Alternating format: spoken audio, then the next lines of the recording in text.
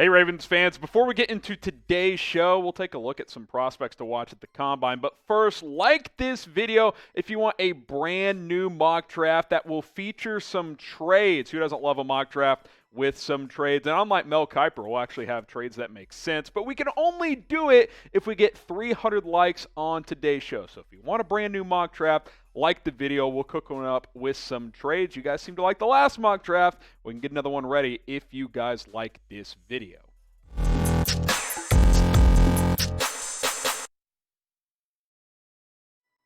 You're watching the Ravens Rundown by Chat Sports. I am Harrison Graham. I want to take a look at 25 prospects to watch at the NFL Combine. Drills get going here today on Thursday, so you need to keep an eye out for some of these guys. And hey, maybe they'll be future Ravens come NFL draft time in April. We'll go at position by position here. 5 players at 5 different positions. Offensive line, Tyler Linderbaum, the center out of Iowa. He's a hot name right now. Bozeman's a free agent for Baltimore, and if he doesn't return, then they will certainly be on the center market. Daniel Faalele out of Minnesota. He's an intriguing player. The offensive tackle, 6'9", 380 pounds. I mean, he's a freak of nature. Now, I do wonder if he needs maybe a year to groom a little bit.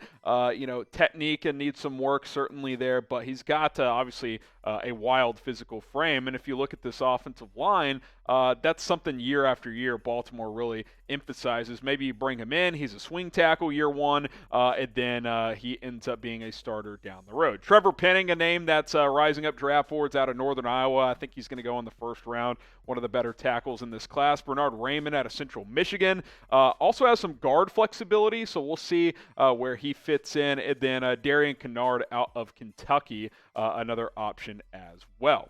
All right, what's the bigger need on the offensive line? Type IOL for your interior O-line, center, or guard. Type OT for offensive tackle. Let me know, what do you guys think is the bigger offensive line need? This will be the pinned comment on today's video, so if you get hit with that YouTube ad break, scroll on down, answer this question. Let's go to the wide receiver position. Again, these are players to watch at the NFL Combine. Chris Olave is a hot name right now. Will he go round 1? Will he fall into the second round? We'll see. I'm very high on him. By the way, real quickly, would you go for him if he slipped? Is he a guy worth drafting? I certainly think he is. I like Chris Olave quite a bit. They've got capital to move up in the second if he were to slide, so keep an eye on him. I'll be curious to see how he tests at the NFL Combine. A tremendous college career, 35 touchdowns in 41 games. It's almost a touchdown a game, almost 3,000 receiving yards. David Bell out of Purdue, he's a name that's been drawing rave reviews, as has George Pickens. Pickens has more injury history, but Bell and Pickens are guys that maybe could sneak up into round 1, but probably currently early day 2 type of guys. So those are 2 names to watch. Jahan Dotson, kind of one of these electric yards after the catch guys. Maybe poor man's Tyreek Hill, McCole Hardman type. Really good after the catch, really good speed. And then Wan'Dale Robinson, I think, is one of the better slot receivers in this draft as well. And certainly Baltimore could bolster its wide receiver unit. Make sure you guys subscribe to the Ravens Rundown, the best Ravens news and rumors coverage on YouTube. And we're cranking up our draft coverage as well. It's free. Videos going out 3, 4, 5 days a week. The more subs we can get, the more videos we will be able to do. Also, I've been seeing in the comments you guys tend to like our draft coverage. You can check out our last mock draft, and remember, like the video if you want a brand new mock draft from the Ravens Rundown as well. But subscribe. More subs we get, the more draft videos we can do. Let's go to the defensive side of the ball. Defensive tackle, DeMarvin Leal, Texas A&M. He's kind of a tweener, can play inside, can play outside. I like him quite a bit. He'd probably play defensive end in the Ravens 3-4 scheme. Logan Hall out of the University of Houston. He's been rising up draft boards as well, had a strong Senior Bowl. Perrion Winfrey out of Oklahoma, one of the better Oklahoma defensive players in recent years. Jordan Davis, don't let the picture fool you. He's massive, 6'6", 340 pounds.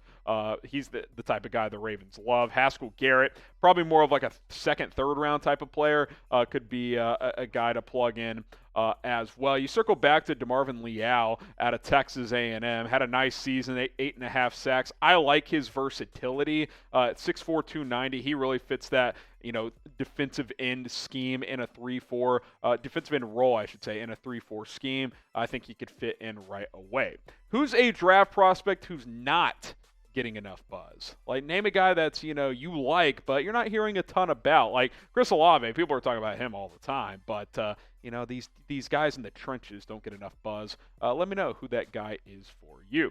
All right, St. Paddy's Day is almost here, and, with COVID kind of easing up right around now, you guys can go out and celebrate, and why not do it with some Raven St. Paddy's gear? This Lamar Jackson St. Paddy's t-shirt, yeah, baby, chatsports.com/ravensgreen. Go pick it up today. You got the logo on the front, the Jackson, and the 8 on the back.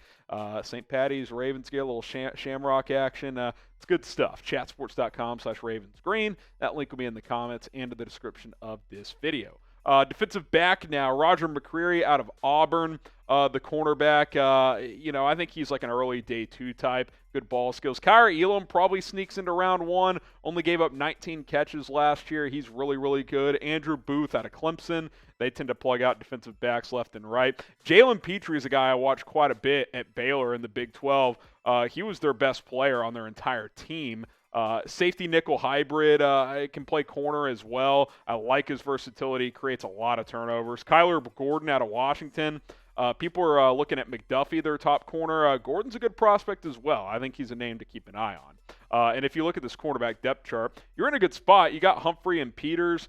Young's a decent nickel as well. You could cut Marcus Peters and save some money, and if that happens, I do think cornerback becomes a bigger need, obviously, so keep an eye on that. If not, maybe the Ravens go after a guy in like the 3rd round, groom him for a year, and then he takes over. All right, then we kind of did a linebacker safety split here. Christian Harris out of Alabama. Good linebacker. I think he's a round 2 guy. Chad Muma out of Wyoming. He's been moving up draft boards really frequently. I don't know if he'll get into the 1st round, but, tackling machine, 142 tackles last year. Physical specimen. Good run stopper. He kind of fits the mold of what the Ravens like at the linebacker position historically. Troy Anderson out of Montana State. This is a guy that you guys need to know because one of these sleeper types out of a small school. You got Jaquan Brisker, out of Penn State. That's a safety, and then Lewis Cine, a safety out of Georgia as well. 2 hard hitters that can come up into the box if you need them to. There you go. Drop your mock drafts in the comments. By the way, a lot of the videos I do at Chat Sports, you guys DM me your mock drafts. So do the same in the comments. Say, hey, what do you think of my mock draft? We'll be reading them. We'll check them out. And remember, like the video if you want us to cook up a mock draft with trades for the Baltimore Ravens.